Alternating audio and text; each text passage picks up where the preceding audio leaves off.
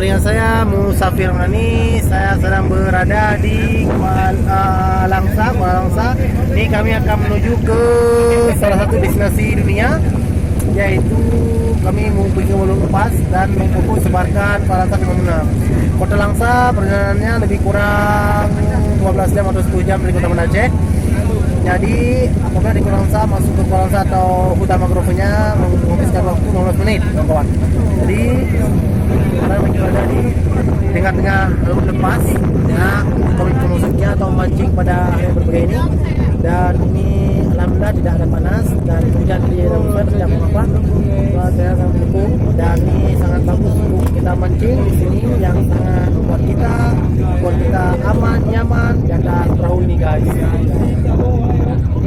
Jadi jangan lupa datang ke Kuala Langsa dan langsung datang ke Aceh, langsung ke Kuala Langsa untuk dipromosikan berbagai wisata yang ada di sini.